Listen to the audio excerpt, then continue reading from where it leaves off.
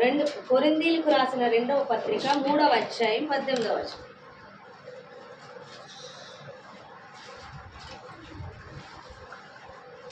కొరింథీయులకు రాసిన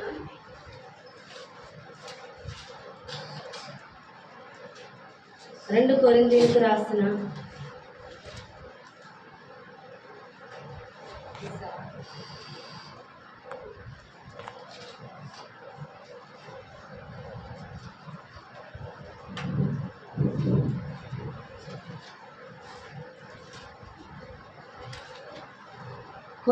రాసిన 2వ పత్రిక 3వ అధ్యాయం 18వ వచనం. మనమందరము ముసుగులేని ముఖముతో ప్రభు యొక్క మహిమను అద్దము వలె ప్రతిఫలింప చేయొచ్చు, మహిమ నుండి అధిక మహిమను పొందుచు ప్రభువుక ఆత్మ చేత ఆ పోలికగానే మార్చబడుచున్నాము. 3వ అధ్యాయం 18వ వచనం. మనమందరమును ముసుగులేని ముఖముతో ప్రభు యొక్క మహిమను అద్దము వలె ప్రతిఫలింప చేయొచ్చు. హల్లెలూయా. మనమందరమును ముసుగులేని ముఖముతో ప్రభు యొక్క మహిమను అద్దము వలె ప్రజ్వలింప చేయుచు మహిమ నుండి అధిక మహిమ పొందుచు ప్రభువు ఆత్మచేత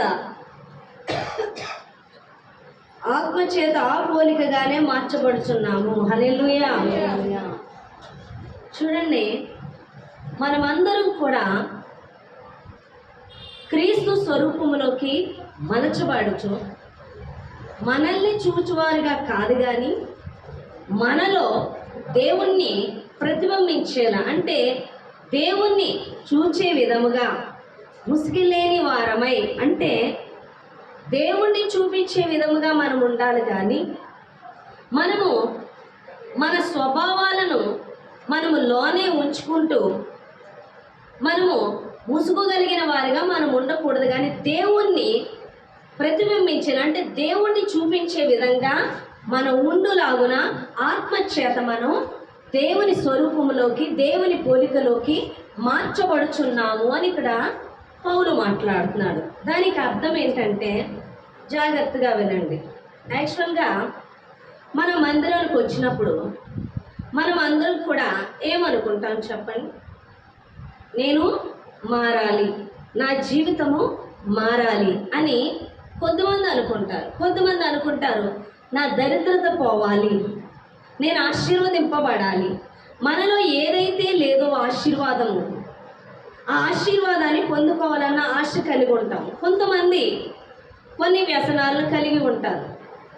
ఈ వ్యసనాలు ఎలాగైనా పోవాలి, ఈ వ్యసనాల నుంచి నేను విడిపించబడాలి అని కదా.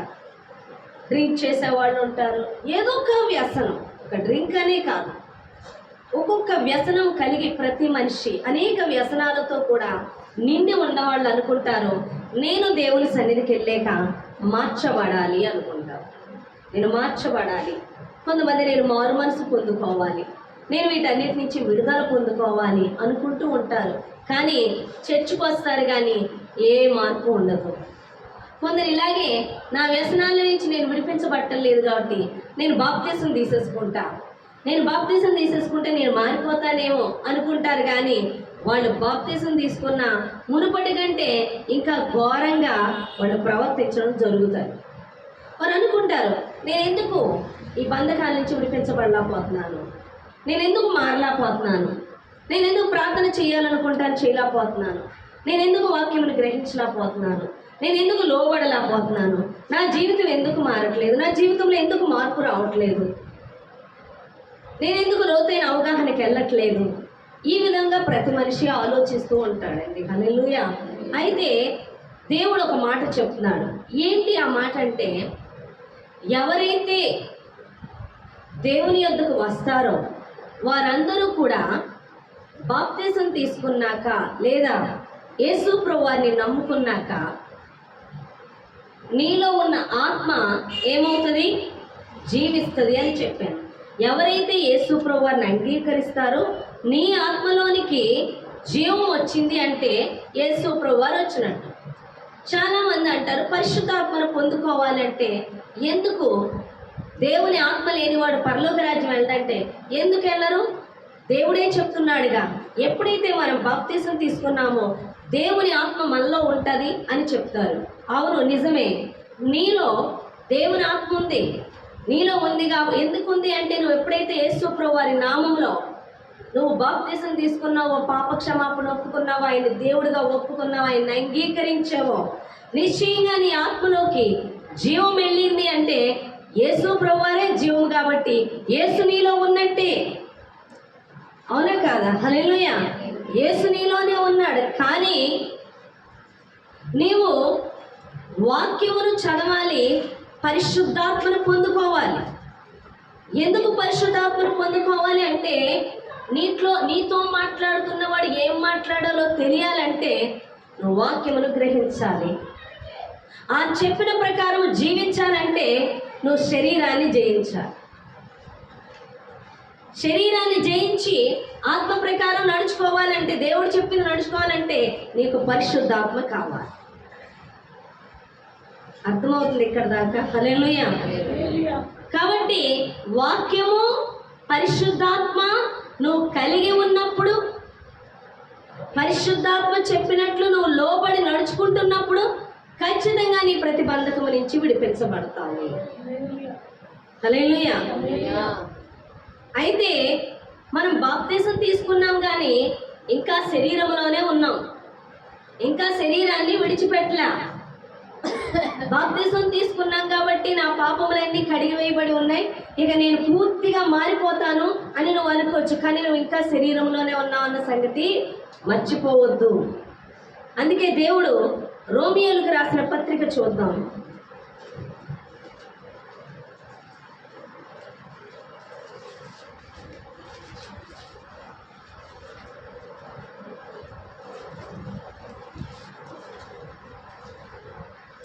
రోమియోలకు రాసిన పత్రిక 5వ అధ్యాయం 5వ వచనం నుంచి చూద్దాం.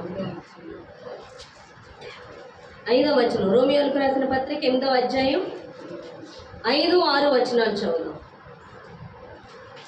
శరీరానుసారులు శరీర విషయముల మీద మనస్సుందురు, ఆత్మానుసారులు ఆత్మ విషయముల మీద మనస్సులుందురు. శరీరానుసారమైన మనస్సు మరణము, ఆత్మానుసారమైన మనస్సు జీవమునకు సమాధానమై ఉన్నది. హల్లెలూయా. శరీరానుసారమైన మనస్సు మరణము, ఆత్మానుసారమైన మనస్సు సమాధానము, జీవమునై ఉన్నది. హల్లెలూయా. శరీరాన్ని అనుసరించి నడుచుకుంటే మరణానికి వెళ్తాం. అంటే మనం బాప్తీసం తీసుకున్నప్పటికీ మనలో యేసు ప్రభువారు జీవమై ఉన్నప్పటికీ నువ్వు ఎక్కువ దేని చేత ప్రేరేపించబడుతూ ఉంటావు? శరీరము చేత, చూచే వాటిని బట్టి, వినేదాన్ని బట్టి, నువ్వు ఈ శరీరాన్ని బట్టి, నీ బంధాన్ని బట్టి బయట నుంచి ఎక్కువ ప్రోత్సహింపబడుతూ ఉంటావు. నువ్వు యేసు యొద్దకి రాకముందు కూడా నువ్వు శరీరంలోనే ప్రవర్తించావు. శరీరం యొక్క ఎక్స్ప్రెషన్స్, భావాలు, ఫీలింగ్స్, వీటన్నిటి బట్టి నువ్వు ప్రవర్తించావు. కానీ ఇప్పుడు బాప్తీసం తీసుకున్నా కూడా నువ్వు అలాగే ప్రవర్తిస్తే నువ్వు మరలా మరణానికే అవుతావు. మరి ఎలా జీవించాలంటే ఆత్మను అనుసరించి జీవించాలి. ఆత్మను అనుసరించి జీవిస్తేనే మనం పరలోక రాజ్యం వెళ్తాం. అయితే ఆత్మను అనుసరించి నడిచేనిస్తుందా ఈ శరీరము? నడవనివ్వదు. నువ్వు ఆత్మను, నువ్వు దేవుణ్ణి కలిగి ఉన్నప్పటికీ కూడా ఈ శరీరం చెప్పినట్టే మరలా నడుచుకుంటూ ఉంటావు. ఈ శరీరం చెప్పినట్లు నడవనివ్వకుండా దేవుడు చెప్పినట్లు నడవనివ్వాలి అంటే నీలోకి పరిశుద్ధాత్మ దేవుడు రావాలి, నీతో ప్రతిదినం మాట్లాడాలి. హల్లెలూయా. నీతో దేవుడు మాట్లాడుతున్నప్పుడు నువ్వు దేవుడు చెప్పినట్లు ఆ స్వరాన్ని విని నువ్వు లోబడాలి అని దేవుడు మాట్లాడుతున్నాడు. అర్థమవుతుందా మీకు? హల్లెలూయా. మనకి తెలియకుండా ఏమీ జరిగిపోదు. కొంతమంది అంటారు చర్చికి రండి అంటే ఏమంటారంటే దేవుడే నడిపించుకోవాలి, చర్చికి మారాలి అంటే దేవుడే మార్చుకోవాలి, నన్ను దేవుడు పరిచయం చేయమంటున్నాడు, దేవుడే చేయించుకోవాలి, అన్నీ ఆయనే చేయించుకోవాలి అంటారు. కాదు, ఆయన చేయించుకోవడం, ఆయన ప్రతిదీ కూడా నీతో మాట్లాడతాడు. జీవము మరణము నీ ఎదుట పెట్టాడు. ఏదైనా వనములో ఆదాంకి ఏమని చెప్పాడు? అవకిని చెట్టు అక్కడ ఉంది, తినొద్దని చెప్పాడు. డెసిషన్ తీసుకోవాల్సింది నువ్వే. తింటే పోతావు, తినకుండా ఉంటే జీవంతో ఉంటాం. తింటే మహిమను కోల్పోయింది, జీవాన్ని కూడా కోల్పోయింది. పెట్టకుండా ఉంచాడా? అలాగే దేవుడి దినాన జీవమునికి దారేంటో చూపిస్తున్నాడు, మరణానికి దారేంటో చూపిస్తున్నాడు. ఎన్నుకోవాల్సింది నీవే, అవునా కాదా? హల్లెలూయా. కానీ దేవుడు ఏం చేశాడు? నీలో జీవాన్ని పెట్టి ఆ దేవుడు చెప్పుచున్న మాటను గ్రహించులాగా వాక్యమును నీకు ఇచ్చి నువ్వు శరీరాశలను జయించి ఆత్మను అనుసరించి నడుచుకునేలాగా పరిశుద్ధాత్మ నీకు అనుగ్రహించినప్పుడు ఆత్మ చెప్పుతున్న సంగతులు నువ్వు వినాలి, ఆత్మ చెప్పుచున్నట్టు నువ్వు లోబడాలి. హల్లెలూయా. ఇప్పుడు మనం వంతుని మించి నడిస్తే అటు ఒడ్డుకి వెళ్తాం, వంతుని మించి నడవకపోతే అందులో పడతాం, చెరువులో మునిగి చేస్తామంటే అయినా సరే చెరువులోకి వెళ్ళిపోతామా? జ్ఞానం ఉందిగా మనకి, అమ్మో నేను అందులో పోయినంత పడి చేస్తాను కాబట్టి నేను వంతుని మించి నడుస్తాను, అవునా కాదా? ఇది తింటే చేస్తావు, తినగరా, ఇందులో పాయిజన్ ఉంది, ఇది మంచిది అంటే అయినా సరే పాయిజన్ ఉన్నది తింటావా? నీకు బిర్యానీ అని ఇష్టమైంది తిను, ఎందుకంటే నేను చేస్తాను అని భయం. అలాగే మనము శరీరానుసారంగా నడుచుకుంటే మరణానికి వెళ్తాము, ఆత్మానుసారంగా నడుచుకుంటే మనం పరలోక రాజ్యానికి వెళ్తాము అని చెప్పినప్పుడు మనమే డిసైడ్ అవ్వాలి, ఆత్మానుసారంగా నడుచుకోవాలా శరీరానుసారంగా నడుచుకోవాలా అన్నది మనమే తేల్చుకోవాలని దేవుడు మాట్లాడుతున్నాడు. అందుకే మీరు శరీరానుసారంగా నడుచుకుంటే మరణము, మీరు ఆత్మానుసారంగా నడుచుకుంటే జీవము. అంటే మనం ఆత్మచేత నడిపించబడడానికి పరిశుద్ధాత్మ దేవుడు నిన్ను ప్రేరేపిస్తున్న సమయంలోనే శరీరము కూడా నిన్ను లోకానుసారంగా జీవించే విధంగా నిన్ను ప్రేరేపిస్తూ ఉంటుంది. డిసైడ్ అవ్వాల్సింది ఎవరంటే నీవు నేను అని దేవుడు మాట్లాడుతున్నాడు. దేవుడు ఏది చేయొద్దన్నాడో అది చేయకుండా మనం ఉండాలి అని దేవుడు మాట్లాడుతున్నాడు. అందుకే బాప్తీసం తీసుకున్నాక పరిశుద్ధాత్మను పొందుకున్నాక మన జీవితంలో కొన్ని పరిస్థితులు దేవుడు అనుమతిస్తాడు. అలా అనుమతించినప్పుడు ఆయా పరిస్థితుల్లోని మనం ఉండి ఆయన చెప్పినట్టు విని లోబడి వెళ్ళాలి తప్ప వాటి నుంచి బయటకు వచ్చేసి మన కంఫర్టబుల్ మనం చూసుకుంటూ మనం శరీరానికి లోబడిపోతూ మనకి శరీర సుఖాలకి లోబడిపోతూ మనకి కంటితో చూసిన దాన్ని బట్టి రియాక్ట్ అయిపోతూ మనం వెళుతూ ఉంటే ఖచ్చితంగా మరణానికి వెళ్తామని దేవుడు మాట్లాడుతున్నాడు. హల్లెలూయా. ఎంతమందికి అర్థమవుతుంది? ఒక ఎగ్జాంపుల్ చెప్తాను. బైబిల్లో మనం యేసేపు జీవితాన్ని చూసినట్లయితే యేసేపుని దేవుడు తల్లిదండ్రుల దగ్గర ఉండే యేసేపుని ఎక్కడికి అప్పగిస్తాడు? శ్రమలకు అప్పగిస్తాడు. ఆయా శ్రమలు వచ్చినప్పుడు యేసేపు తనకు తానుగా శ్రమల నుంచి తప్పించుకోడు, కానీ దేవుడికి అప్పగించుకొని మౌనమై ఉంటాడు. తన అన్నదమ్ములే పోతీఫరుకి అమ్మేసినప్పుడు మౌనంగానే భరించాడు. పోతీఫరు భార్య నిందేసినప్పుడు మౌనముగానే ఉన్నాడు, కానీ తన పక్షాన నేను నిరపరాధిని, నేను కరెక్టు అన్న మాట ఒక్క మాట కూడా చెప్పకుండా మౌనమై ఉన్నాడు. ఎందుకంటే దేవుడు అనుమతించిన పరిస్థితిలో మౌనంగా వెళ్తున్నాడు. అర్థమవుతుందా? ఆ సమయంలో తన గురించి తను మాట్లాడకుండా పోతీఫరు భార్యదే తప్పు, కానీ ఆమె తప్పని ఆమెను గూర్చి ఆమెను అవమానపరచడం వల్లక మౌనమై భరించాడు. తను ఎక్కడి దాకా వెళ్ళాడంటే జైలు దాకా వెళ్ళాడు. ఆయా పరిస్థితుల్లో తను ఓర్పు, సహనము, దేవుని అందరి విశ్వాసము, దేవునికి వ్యతిరేకంగా సణుక్కొనక ఉన్న పరిస్థితులు బట్టి దేవుడు నాకు చూపించిన దర్శనాలు ఏంటి, నాకు జరుగుతున్న జీవితం ఏంటి అని వ్యతిరేకంగా సణుక్కోక విశ్వాసంతో దేవునితో నమ్మకంగా నడుచుకున్న వ్యక్తిగా యోసేపును చూస్తున్నాము.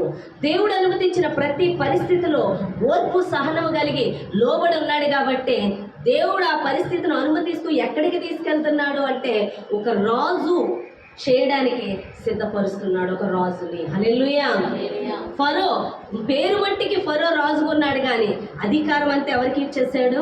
యేసేపుకే ఇచ్చేసాడు. కారణం ఏంటంటే యేసేపు దేవుడు ఒక ప్రణాళిక కలిగి ఆయన మార్గంలో నడిపిస్తున్నప్పుడు నేను ఈ శ్రమను భరించలేను, నన్ను దేవుడు దీవిస్తానన్నాడు, నేను ఈ మార్గంలో నేను ఎందుకు వెళ్ళాలి అని తనకు తానుగా అనుమతించబడుతున్న పరిస్థితుల నుంచి బయటకు వచ్చేయడానికి చూడలేదు. ఇప్పుడు నేను కనుక లోబడిపోతే వీళ్ళు నా మీద నిందేస్తే నేను జైలుకి వెళ్ళాలి, నేను జైలుకి వెళ్ళకూడదు అని తన పక్షాన్ని తాను మాట్లాడుకోలేదు, కానీ దేవుడు అనుమతించిన పరిస్థితిలో లోబడి ఉన్నాడు. మనం కూడా చాలా పరిస్థితులు వచ్చినప్పుడు మనం మౌనముగా భరించాలి, కానీ మన నోరుని వాడేస్తూ ఉంటాం. మన యొక్క భావోద్వేగాలు వాడేస్తూ ఉంటాం. ఆ పరిస్థితుల నుంచి బయటకు వచ్చేయాలని, ఆ పరిస్థితుల నుంచి ఎదిరించేయాలని, ఆ పరిస్థితుల్లో మనము కష్టపడకుండా ఈజీ చేసేసుకోవాలని మన నోటిని కానీ, మన తలంపులను కానీ, మన మాటలను కానీ, మన అధికారాన్ని కానీ చూపిస్తూ ఉంటాం. దేవుడు అనుమతించిన పరిస్థితుల్లో నేను మౌనముగా ఉండమన్నాడా, ఉండు. భరించమన్నాడా, భరించు. నిన్ను దేవుడు దేనికి అప్పగించాడో ఆ పరిస్థితుల్లో నువ్వు మౌనం గుండా అడుగులు వేయాలి తప్ప నువ్వు పరుగులు ఎత్తకూడదని దేవుడు మాట్లాడుతున్నాడు. నువ్వు ఎంతగా నీ ఆలోచన ఉపయోగిస్తావు, నీ జ్ఞానాన్ని ఉపయోగిస్తావు, నీ తెలివితేటలను ఉపయోగిస్తావు, నువ్వు ఆ పరిస్థితి నుంచి బయటకు వచ్చేయాలి నువ్వు ఆలోచన చేస్తూ, మాటలు విడుదల చేస్తూ, ప్రవర్తిస్తుంటావో అంతగా దేవుని చేతుల నుంచి బయటకు వచ్చి నువ్వు శరీరాన్ని అనుసరిస్తున్నావు అన్న సంగతి మర్చిపోవద్దని దేవుడు మాట్లాడుతున్నాడు. బహుశా అక్కడ యేసేపు కనుక పోతిఫర్ భార్యనే తప్పని చెప్తే తన శరీరంలో బంధింపబడ్డానికి, ఆ శ్రమ అనుమతించబడ్డానికి ఒప్పుకోక, ఆ శరీరం బాధింపబడ్డానికి ఒప్పుకోక తన శరీరపరమైన ఆలోచన చేసిన వాడిగా ఉంటాడు. బయటకు వచ్చేస్తే ఖచ్చితంగా ఆత్మ చెప్పుతున్న సంగతి విన్నవాడిగా ఉండడు. ఈరోజు మనం అనేక విషయాల్లో దేవుడు తన చేతుల్లోకి తీసుకుంటుంటే కాదు, మనం శరీరానుసారమైన మనస్సుతో ఆ దేవుడు చేస్తున్న ప్రణాళిక నుంచి మనం బయటకు వచ్చేస్తూ ఉంటాం. కానీ అడుగుతాం, ప్రభువా నన్ను ఇలా దీవించలేదే, నన్ను అలా దీవించలేదే, నన్ను అలా ఆశీర్వదించలేదే, నీ వద్దకు వస్తే ఇస్తానన్నావు కదా, వాగ్దానం ఇచ్చావు కదా అంటాం. వాగ్దానం ఇచ్చాడు కాబట్టి నడిపిస్తున్నాడు. కానీ నువ్వు ఆయన ఆత్మ చెప్తున్నట్లు, నువ్వు ఆయా శ్రమల్లో, ఆయా పరిస్థితుల్లో ఆత్మ చెప్తున్నట్టు లోబడితే ఖచ్చితంగా నువ్వు ఆశీర్వాదాన్ని పొందుకుంటావు. కానీ నువ్వేం చేస్తున్నావు అంటే నీ మనస్సును ఉపయోగించుకుంటున్నావు, నీ శరీరాన్ని బట్టి నడుచుకుంటున్నావు, నువ్వు చూసే పరిస్థితులను బట్టి నడుచుకుంటున్నావు, నువ్వు వినే ఆ మాటలను బట్టి ప్రవర్తిస్తున్నావు. అనగా అది శరీరానుసారంగా నడుచుకుంటున్నావు. శరీరానుసారంగా నడుచుకుంటూ నేను ఆత్మలోనే ఉన్నాను, నేను దేవుడితోనే ఉన్నాను, నేను బాప్తిస్మే తీసుకున్నాను, దేవుడు ఎందుకు ఆశీర్వదించట్లేదు, నేను పరలోక రాజ్యం వెళ్తానంటే అది నీ యొక్క భ్రమాన్ని దేవుడు మాట్లాడుతున్నాడు. హల్లెలూయా. నేను దేవుళ్ళలోనే ఉన్నాను, బాప్తిస్మం తీసుకున్నా, చర్చికి వెళ్తున్నా, వాక్యం చదువుతున్నా, వెళ్ళిపోతాను పరలోక రాజ్యం. కానీ ఇక్కడ ఆ దేవుడే చెప్తున్నాడు రోమియోలకు రాసిన పత్రికలో, శరీరానుసారమైన మనస్సు మరణము, ఆత్మానుసారమైన మనస్సు నిత్య జీవము. ఆత్మానుసారంగా నడుచుకున్న వాళ్ళు సమాధానం ఉంటుంది, నిత్య జీవాన్ని పొందుకుంటారు.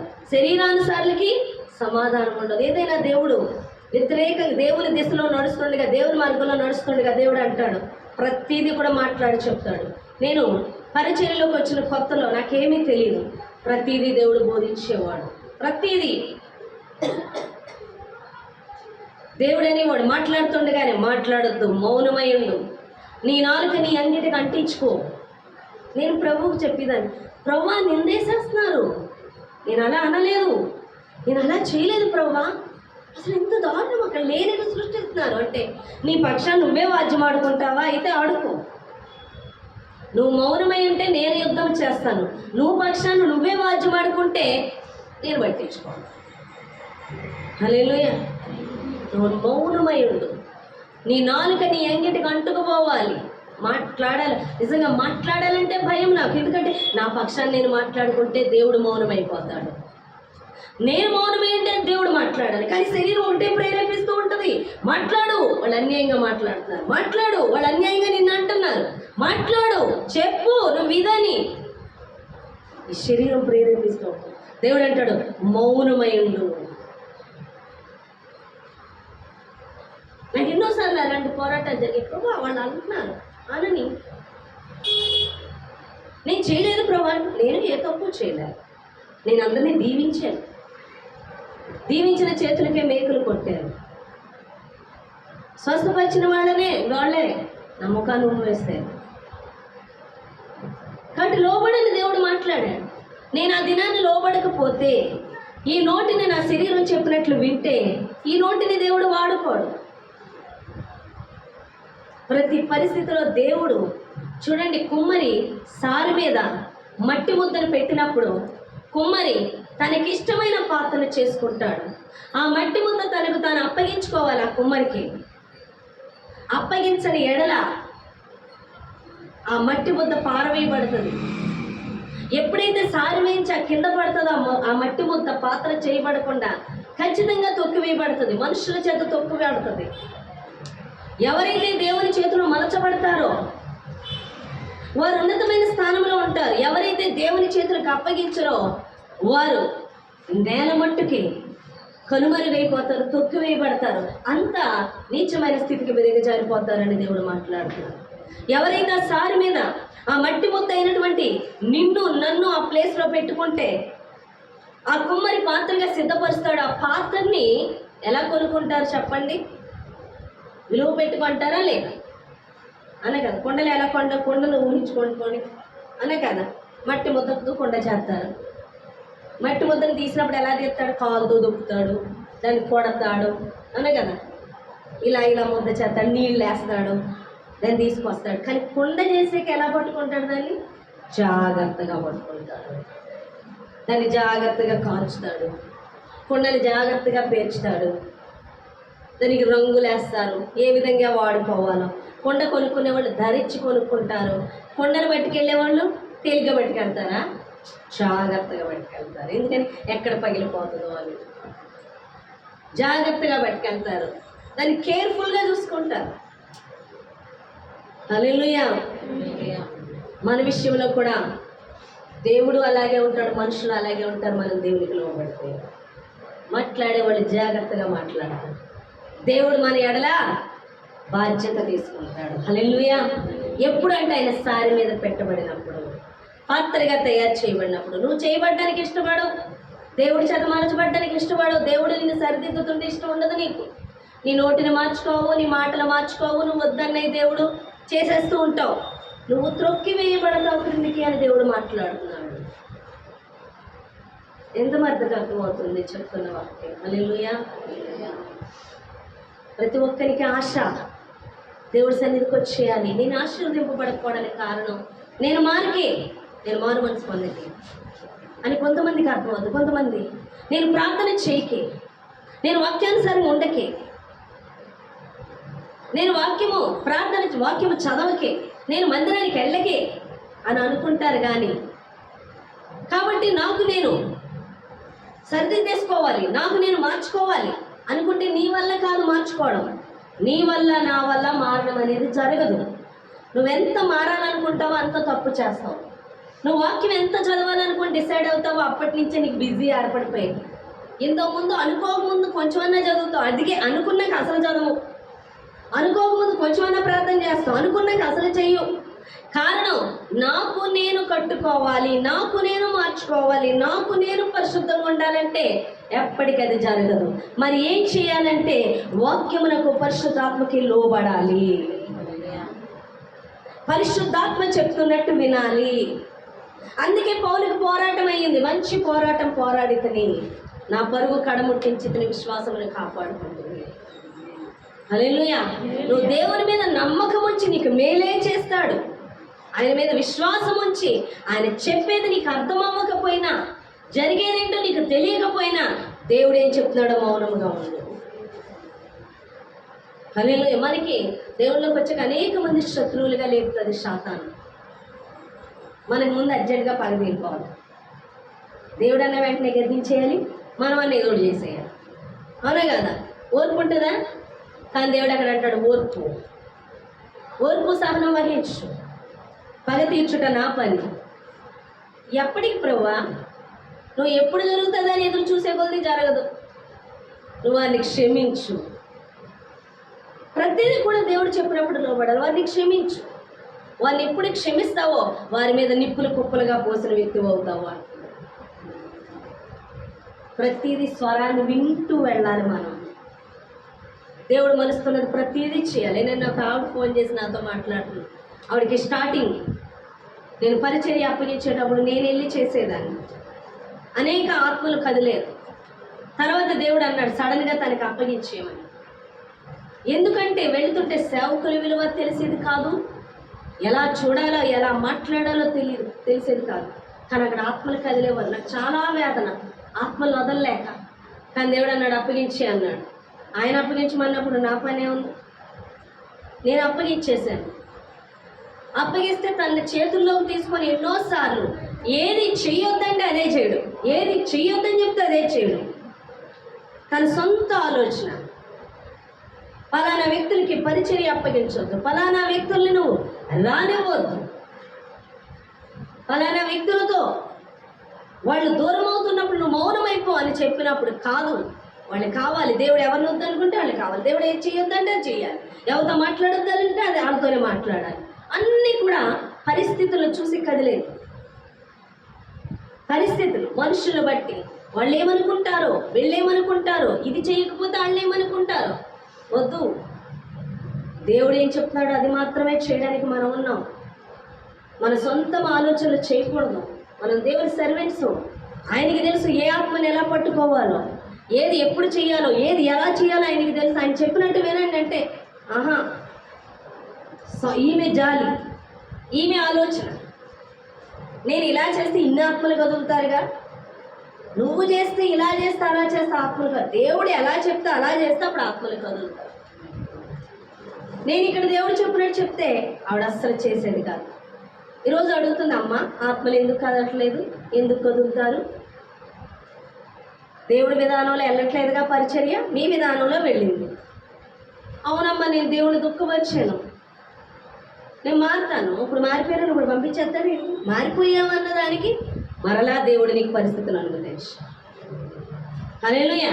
నేను మారిపోయాను అంటే మారిపోయానని ప్రతిసారి ఒప్పుకుంటుంది.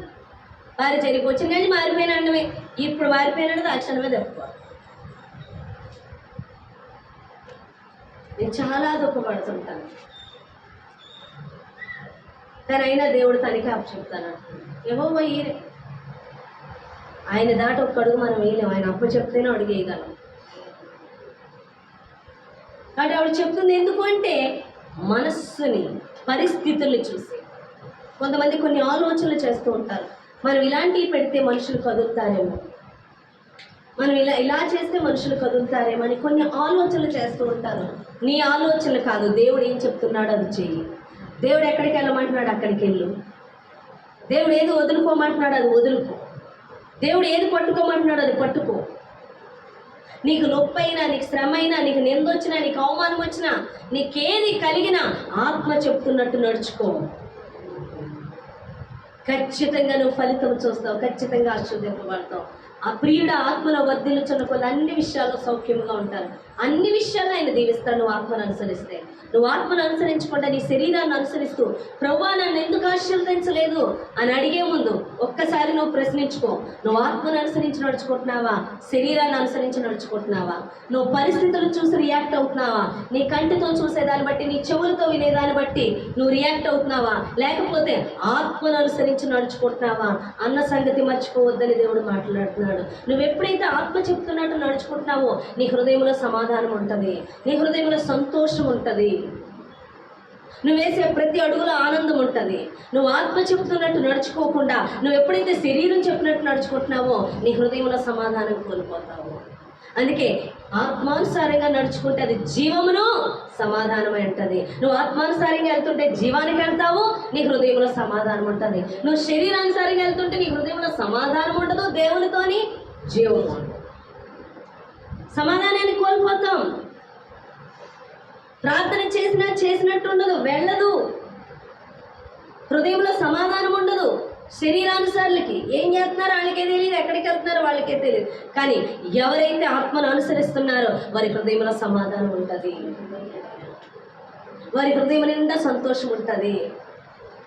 శ్రమలో ఉన్న వారు సంతోషంగా ఉంటారు.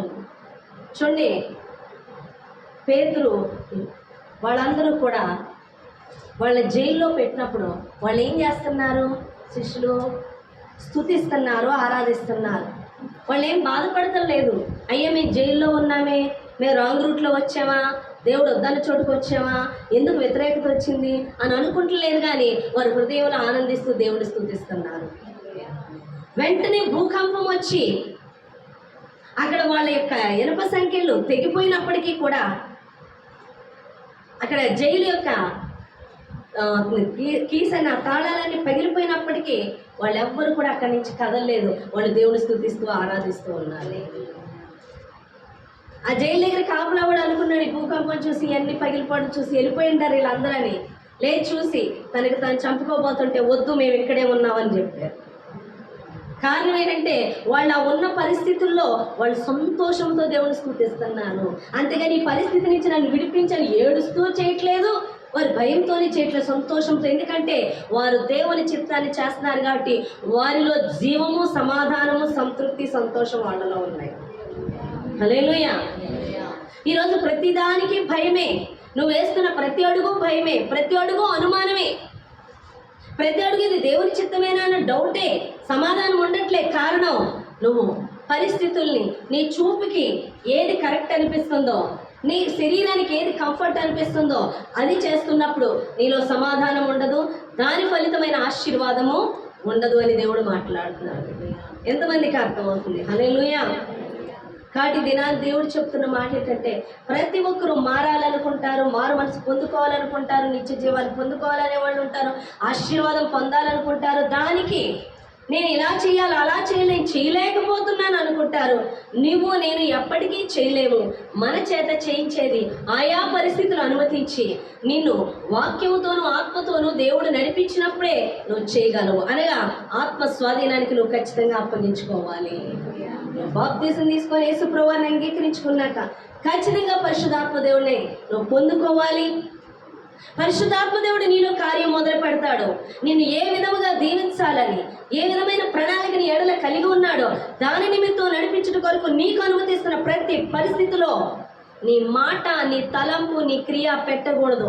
100% ఆయనకి సరెండర్ అవ్వాలి. అలా అప్పగించుకున్నాడు కాబట్టి ఏసేపు ఆయన అనుకున్న ప్రణాళిక ఒక రాజుగా చేయడం, అప్పగించుకున్నాడు కాబట్టి ఏసేపుని రాజు అయ్యాడు. తన అన్నదమ్ముల దగ్గరే పడగొట్టుకున్నప్పుడు వ్యతిరేకించి ఉన్న ఎడల, వారి నుంచి తప్పించుకొని పారిపోయిన ఎడల, లేదా పోతీఫర్ నుంచి తప్పించుకున్న ఎడల ఖచ్చితంగా దేవుని ప్రణాళికలో ఉండేవాడు కాదు. తన శరీరాన్ని అనుసరిస్తే పూర్తిగా ఆత్మస్వాధీనానికి ఏసేపు అప్పగించుకున్నాడు కాబట్టి దేవుడు ఆ ఉన్నతమైన స్థానానికి తీసుకెళ్ళి ఉన్నాడు. ఈరోజు ఎంతోమంది దేవుని ఇదిలో నడుస్తూ దేవుడి చిత్తాన్ని కొంచెం చేసి శరీరానికి, మనసుకి ఇబ్బంది కలగగానే వెంటనే దాని నుంచి తప్పిపోతూ ఉంటాం. ఇంకా నువ్వు ఎప్పుడు కూడా ఆ మెట్టు దగ్గర ఉంటాం. ఏ ఆశీర్వాదం లేక, ఏ ఆత్మ ఎదుగుదల లేక కేవలం మనం మరుగై ఉండిపోతున్నాం. కారణం ఏంటంటే ఆత్మస్వాధీనానికి అప్పగించుకోవాలి. చాలామంది ఆత్మస్వాధీనానికి అప్పగించుకోరు, ఆత్మ చెప్తున్నట్టు నడుచుకోరు, సన్నిధికి వస్తారు, వాళ్ళు అనుకుంటారు ప్రభా నన్ను మార్చు అనుకుంటారు, బాప్తీసం తీసేసుకుంటారు. సపోజ్ ఒక తాగుబోతునే చూద్దాం, వాడు అనుకుంటే నేను బాప్తీసం తీసుకుంటే ఏదో ఇలా మాయ వచ్చేసి ఇలా అంటే నేను మారిపోతానేమో అనుకొని తీసుకుంటాడు. మునుపటి కంటే ఎక్కువ తాగాలనిపిస్తుంది. లేదు మానాలి, మానేసి వెళ్ళాలి, చర్చికి మానేసి వెళ్ళాలనుకుంటాడు, మానలేడు. తర్వాత తనే డిసైడ్ అయిపోతాడు, ప్రభా నీ సన్నిధికి నేను తాగి నిన్ను అపవిత్రం చేయలేను, నేను ఆమెకి అవమానం తేలేను, కాబట్టి నేను చర్చే మానేస్తాను అంటాడు. అలాంటి వాళ్ళు ఎంతోమంది, నేను మారలేదు, నేను పాపిని, నేను మారలేదు, ఇంకా నేను చాలా వ్యసనాలు కలిగి ఉన్నాను, నేను తెలీదు, పెద్ద ఏదో అలా ఒప్పేసుకుంటే ఇతను పెద్ద గొప్ప మహానుభావుడు అనుకుంటారని కొంతమంది కొన్ని మాటలు మాట్లాడతారు. ఏమని? నేను మారలేదు, నేను మూర్ఖుడిని, నేను మంచోడిని కాదు, నేను పాపము చేశాను కాబట్టి ఆయన పరిశుద్ధుడు, అలాంటి పరిశుద్ధుని సన్నిధికి నేను వెళ్ళకూడదు కాబట్టి నేను ఇవన్నీ మానేసుకొని వస్తాను. అక్కడే అర్థమవుతుంది నీ పిచ్చి ఏంటో, నీకు ఎంత గ్రహింపు ఉందో. నీవు నేను మారలేము, మార్చగలిగేది దేవుడు మాత్రమే. దేవుడు మార్చాలంటే నిన్ను నువ్వు పూర్తిగా అప్పగించుకోవాలి. అనగా శరీరం ఒక పక్క నుంచి ప్రేరేపిస్తున్నప్పుడు, నువ్వు దేవుడికి అప్పగించుకున్నప్పుడు ఆత్మదేవుడు చెప్తున్న మాట వినాలి. ఎందుకంటే నీ ఎదుట జీవము మరణము ఉన్నాయి. నువ్వు చస్తావు అంటే నీకు ప్రమాదకరమైన దానిలో చేయి పెట్టవు కదా, నువ్వు ప్రమాదకరమైనది తినవు కదా. కాబట్టి జీవన్ మరణములు నీ ఎదుట ఉంచేనని దేవుడు మాట్లాడుతున్నాడు. శరీరానుసారమైన మనస్సు మరణము, ఆత్మానుసారమైన మనసు జీవం అన్నప్పుడు ఆత్మ సంబంధమైన మనస్సుని కలిగి ఉండడానికి, ఆత్మను అనుసరించి నడుచుకోవడానికి, ఆత్మకు నిన్ను అప్పగించుకోవడానికి నువ్వు డిసైడ్ అవ్వాలి. అప్పుడు దేవుడు నీ ఎడల కార్యం చేస్తాడు. కాదు నేను శరీరానుసారంగానే నడుస్తానంటే నువ్వే కావాలని మరణానికి కోరి తెచ్చుకుంటున్నావు. ఈరోజు చర్చకు వచ్చిన అనేకులు ఎంతమంది జీవానికి వెళ్తున్నారు, ఎంతమంది మరణానికి వెళ్తున్నారు. ఎంతమంది చర్చకు వచ్చి కూడా ఏ మార్పు లేకుండా, మారు మనసు పొందుకోకుండా, మారిన జీవితం కలిగి లేకుండా ఎంతమంది నరకప్రాయులుగా ఉంటున్నారు ఆలోచించండి. దేవుడు ఎందుకు నేను ఆత్మానుసారంగా నడుచుకోమంటున్నాడు?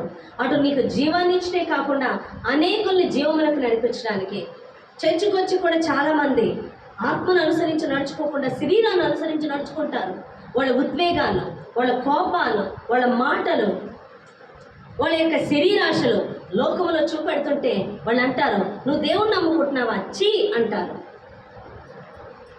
ఎంతోమందిని బాధ పెడుతుంటాం, ఎంతోమందిని సంతోషపెట్టాం, ఎంతోమందికి దేవుని మాదిరికరమైన జీవితాన్ని చూపించాం. మనం అనుకుంటాము మన ఇష్టానుసారంగా మనం వెళ్ళిపోతాం, మనం ప్రార్థన చేసేస్తాం, మన పక్షాన దేవుడు ఉన్నాడు అనుకుంటాం. కానీ దేవుడు ఏం చెప్తున్నాడు అనేది నువ్వు నీ యొక్క ప్రవర్తన ద్వారా బయట నువ్వు చూపించినప్పుడు ఖచ్చితంగా మనల్ని గద్దిస్తాడు. ఎందుకంటే నీ ప్రవర్తన బట్టి ఎంతమంది దేవుని సన్నిధికి వస్తున్నారు, ఎంతమంది దేవుని ఎద్దకు రాకుండా పోతున్నారు ఆలోచించుకో. నా చిన్నప్పుడు మా నాన్నగారు దేవుడు అంటే ఇష్టం ఉండదు, దేవుడి దగ్గరికి వెళ్ళడం అంటే ఇష్టం ఉండదు. మా అమ్మగారు దగ్గరికి ఎవరో వచ్చి సువార్త చెప్తే వెళ్తానంటే వెళ్ళొద్దు, అదిగో దేవుడు నమ్ముకున్న ఏమో అలా చేస్తుంది, ఇంకో ఇతను ఇలా చేస్తున్నాడు, అతను అలా చేస్తున్నాడు, ఆ పాస్టర్ అలా చేస్తున్నాడు. ఎందుకు ఆ మాటలు వచ్చి? వాళ్ళు దేవునికి లోబడిన వారిగా, ఆత్మను అనుసరించిన వారిగా లేక శరీరాన్ని అనుసరించిన వారిగా ఉన్నప్పుడు ప్రతి కన్ను, ప్రతి నేత్రము, ప్రతి ఒక్క మనిషి అబ్జర్వ్ చేస్తాడు. మనల్ని చాలామంది అబ్జర్వ్ చేస్తారు. నిన్ను అబ్జర్వ్ చేసిన వాళ్ళకి దేవుని ప్రేమ, మాదిరికరమైన జీవితం నువ్వెప్పుడైనా చూపించేవా? లేదు. నీ శరీరాన్ని అనుసరించి వెళ్తున్నావు, వాళ్ళకి నీకు తేడా ఏముంది? వాళ్ళు అంటారు, వాళ్ళు తప్పు చేస్తారు, వాళ్ళు అబద్ధం ఆడతారు, కానీ నువ్వు ఆడితే నువ్వు దేవుని బిడ్డవు కదా అంటారు. అదేంటి? నువ్వు దేవుని బిడ్డవు కదంటే నువ్వు మాట్లాడచ్చు అంటే మేము ఇంతే, అక్కడ చెప్పడం అది సాధారణ, మేము ఇంతే, బట్ నువ్వు దేవుని బిడ్డవు కదా అంటే అక్కడ తీర్పు శాతానే చెప్తుంది. ఇదిగో రేపు దేవుడు అడుగుతాడు, నీ వల్ల ఎంతమంది దేవుని యొద్దకు వచ్చారు?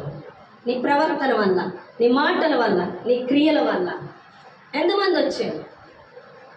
మనం బాప్తిసం తీసుకున్న వెంటనే మనకు తెలియకుండా మారిపోము, శరీరంలోనే ఉన్నాము. శరీరం నిత్యము ప్రేరేపిస్తూ ఉంటుంది. అందుకే శరీరాన్ని అనుసరించకుండా ఆత్మ చెప్తున్న మాటలు వినాలంటే, ఆత్మ చెప్తున్న సంగతులు తెలియాలంటే వాక్యము వినాలి. ఎక్కువ వాక్యమందు శ్రద్ధ నిలపాలి. ఎక్కువ పరిశుద్ధాత్మ చేత నింపబడుతూ ప్రతిదినం అడగాలి, పరిశుద్ధాత్మ చేత నింపబడాలి. అవే మనల్ని లోకము నుంచి విడిపిస్తాయి. చాలామంది దేవుని వాక్యములో గడపరు, ప్రార్థనలో గడపరు, పరిశుద్ధాత్మ చేత నింపబడరు. ఎంతసేపు కంటితో చూసేవాడికి, ఫోన్లకి, సినిమాలకి, మాటలకి, మనుషులతో సహవాసం, వాళ్ళు శరీరేచ్చగలిగిన వాళ్ళు వాళ్ళ దగ్గర గడుపుతూ ఉంటారు. దానివల్ల జరిగేదేంటో తెలుసా? అనేకమైన దురాత్మలతో మనం నింపబడుతున్నాం. చూడండి, సినిమా ప్రపంచం అచ్చం కూడా దురాత్మే, అది మరణానికి దారి. అయినప్పటికీ అది మనం చూస్తూ, లేదా చూసిన వాళ్ళతో మనం సహజీవనం వాళ్ళతో సహవాసం కలిగి ఉండి అవన్నింటినీ కూడా మనం కలిగి ఉంటున్నాం. ఈరోజు ఎంతమంది వాటికి సంబంధించి వాళ్ళు తమ జీవితంలో నెరవేర్చుకుంటున్నారు అవి చూసి. కొంతమంది పాటలు పాడుతారు, కొంతమంది టిక్ టాక్లు చేస్తున్నారు, కొంతమంది డ్యాన్సులు పాడుతున్నారు, కొంతమంది పాటలు పాడేస్తున్నారు. ఏదో విధంగా దాని ప్రభావం పనిచేస్తుందా లేదా? అపవాది చేత బంధింపబడి ఉన్నారా లేదా? అదే థాట్స్ వస్తున్నాయా లేదా?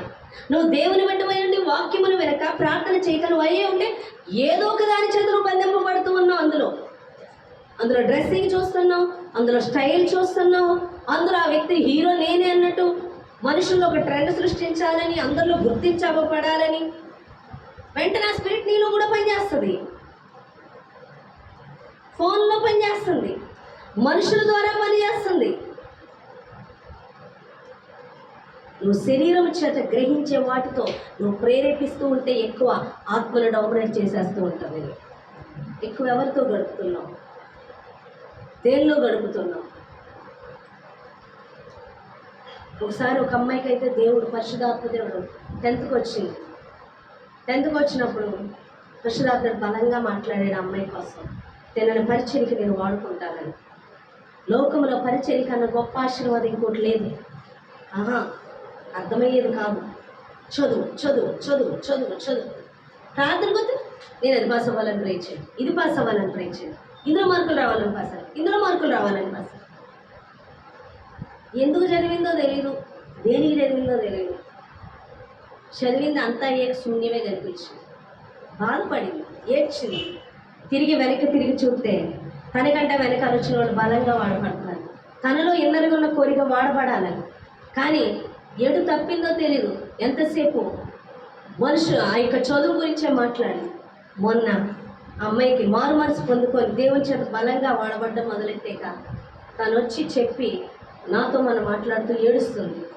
నేను ఎక్కువ వాక్యంతో అప్పుడు గడుపుంటే నేను ఈ పాటికి ఇంకా గొప్ప పరిచయం చేసి ఉండేదాన్ని.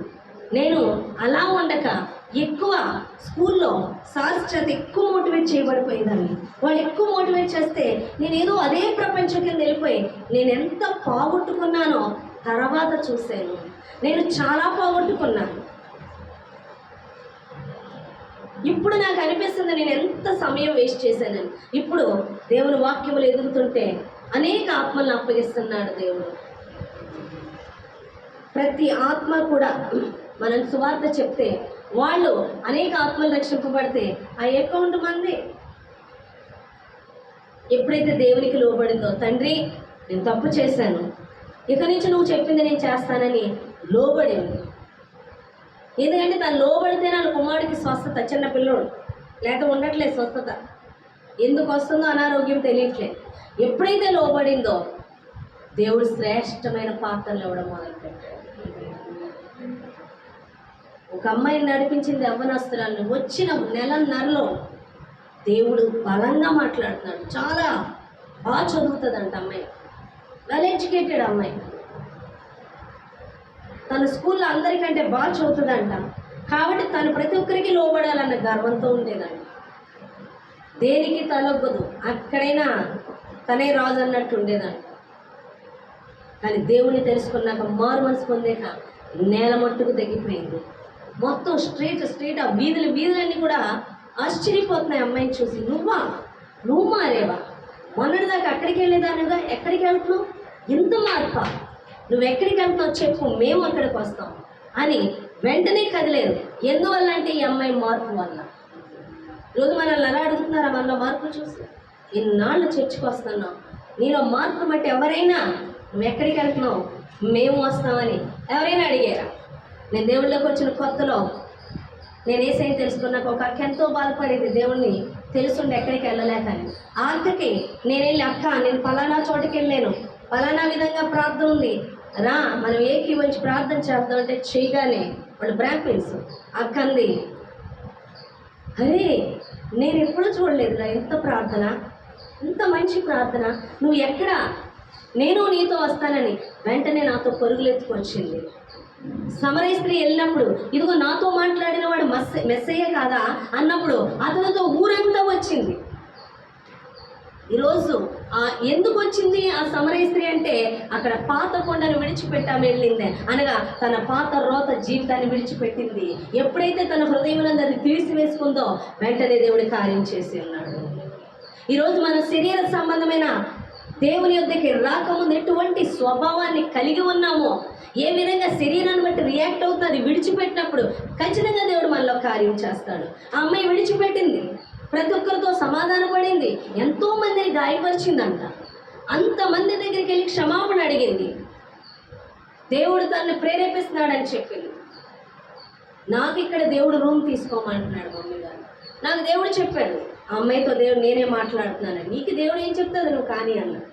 రూమ్ తీసుకొని వెంటనే అడ్వాన్స్ అడిగినప్పుడు నేను ఇచ్చాను. ఆ రూమ్ క్లీన్ చేసి అక్కడికి వెళ్ళి ప్రేయర్ చేస్తే నిన్న అనేక మంది కథలు వచ్చేదంటే ఒక్క రోజులో. కారణం అమ్మాయి దేవునికి లోబడి. హల్లెలూయా. వాళ్ళ ఇంట్లో అమ్మాయి ఎవరి గుడ్లు వాళ్ళు చెదగొట్టు కళ అంట, ఎవరి గుడ్లు వాళ్ళు చెదగొట్టుకొని ఆమ్లెట్లు వేసుకుంటే తిన గుడ్డు జాగ్రత్తగా దాచుకుందంట. ఆ గుడ్డు పనికి రాదు, ఆ గుడ్డు కుళ్ళిపోయింది, అది వేస్ట్ అంటుంటే వాళ్ళ నాన్నగారు అంటున్నారంట, లేదు పని చేస్తుంది, దాన్ని జాగ్రత్తగా తీసుకురా, దాన్ని ఒలు అని చెప్పినప్పుడు స్లోగా వస్తే అందులోంచి ఒక కోడిపిల్ల వచ్చిందంట. ఆ కోడిపిల్ల గవగా పిల్లలు కోడి గుంపు ఉంటే అక్కడికి వెళ్ళిపోయి అందులో కలిసిపోయిందంట. వాళ్ళందరూ చెదగొట్టుకొని అట్లు వేసుకుంటున్నారు. హల్లెలూయా. మన ఆత్మీయ జీవితంలో వాళ్ళు పూలగొట్టుకుంటున్నారు. తన ఆత్మ సంబంధుల వద్దకు వెళ్ళి ఆ గుంపులో కలిసి ఎంత అర్థవంతమైన దర్శనాన్ని ఇస్తా పిల్లల్ని నడిపిస్తున్నాడు దేవుడు. ప్రతి ఒక్కరూ కూడా వస్తున్నారంట. అమ్మాయి అంది, చదువు అంటే దానికన్నా ఇదే విలువైంది కదా మమ్మీ గారు అంటారు. చదువు మీద నాకు శ్రద్ధ లేదు, జాబ్ చేయమన్నారు, నేను జాబ్ చేయను, దీనికన్నా మించిన జాబ్ ఏముంది అని వాళ్ళ ఇంట్లో సమాధానం. నేను జాబ్ చేయవలసిన అవసరం లేదు, నాకు దేవుడు ఇదే భారం పెట్టండి, నేను ఇదే చేస్తాను. దీనికి మించిన జాబ్ ఈ లోకంలో ఏదన్నా ఉందా? దీనికి మించిన ఆశీర్వాదం ఇంకేమైనా ఉందా? ఆమె సరైన మార్గంలోకి వచ్చింది. ఎప్పుడైతే ఈ అమ్మాయి లోబడి ఆ అమ్మాయిని తీసుకొచ్చిందో ఆ అమ్మాయి బలపడింది. ఇంకా అమ్మాయికి అనేక ఆత్మలను అప్పగిస్తున్నాడు దేవుడు. హల్లెలూయా. అంటే దేవునికి లోబడుతున్నప్పుడు, ప్రతి మాట ఆత్మ చెప్తున్నప్పుడు, లోబడుతున్నప్పుడు ఖచ్చితంగా దేవుడు నిన్ను ఆశీర్వదిస్తాడు. ఎందుకంటే దేవునికి లోబడిన వాళ్ళని ఆశీర్వదిస్తాడు, లోబడని వాళ్ళని ఆశీర్వదించడు. ఎందుకంటే నీ లోబడని జీవితము చూసిన వాళ్ళు 10 మంది పాడైపోతారు, లోబడిన వారిని చూసిన వాళ్ళు 10 మంది కట్టబడతారు. కాబట్టి నేను ఆశీర్వదించడం దేవుడికి ఇష్టం. అందుకే దీపాన్ని దీప స్తంభం మీద పెడతాను, మీరు లోకములకు వెలుగై ఉన్నారు అంటున్నాడు. ఎవరైతే లోకానికి వెలుగుగా ఉంటారో, ఎవరైతే ఆత్మ సంబంధంగా నడుచుకుంటారో వాళ్ళని ఖచ్చితంగా దేవుడు దీవిస్తాడు, మహిమపరుస్తాడు, ఘనపరుస్తాడు, వారిని అందరికీ చూపిస్తాడు. నీ జీవితం మరుగైపోతుంది, నేనెవరో గుర్తించట్లేదు, నేనెవరో పట్టించుకోవట్లేదు, అసలు నువ్వు లైఫే మరుగైపోతుందంటే కారణం ఏంటంటే నువ్వు ఆత్మానుసారంగా కాదు, శరీరానుసారంగా అంటున్నావు. నిన్ను చూసిన మరొకరు దేవుని అందరి భయభక్తులు కలిగి సన్నిధికి వస్తున్నారు. ఒకసారి ఆలోచించు. హల్లెలూయా. కాబట్టి నువ్వు ఆత్మను అనుసరించి ఎంత నడుస్తావో నేను అంత హెచ్చిస్తాడు. దీప స్తంభం మీద పెడతాడు నిన్ను, దీపమైన నిన్ను కొంచెము కింద పెట్టాడు, మరుగు చేయడు. ఎందుకంటే నువ్వు ఆత్మను అనుసరించి నడుస్తున్నావు. శరీరాన్ని అనుసరించి నడుస్తున్నావా, నువ్వు ఎన్నిక చేయబడవు, నువ్వు లెక్కలో ఉండవు, నువ్వు అంతకంతకు మరుగైపోతావు. ఎందుకంటే నిన్ను చూపించడం వల్ల ఏ ఆత్మ కదిలించబడతలేదు. నువ్వు ఆత్మను అనుసరించు. నీ ఎడల దేవుని ఉద్దేశం ఏంటో, దేవుడు ఏం చెప్తున్నాడో, ఏం చేయమంటున్నాడో నువ్వు లోబడి చెయ్యి. ఏది చేయొద్దని నీతో మాట్లాడుతున్నాడు, ఎక్కడికి వెళ్ళొద్దని మాట్లాడుతున్నాడు, ప్రతిదీ దేవునికి లోబడు. ఖచ్చితంగా నువ్వు ఆశీర్వాదాన్ని చూస్తామని దేవుడు మాట్లాడుతున్నాడు. ఈ చిన్న మాటలు దేవుడు దీవించి ఆశీర్వదించునుగా. ప్రార్థన చేద్దామండి. వాక్యం ప్రార్థన. ద్వారక గారు ప్రేక్ష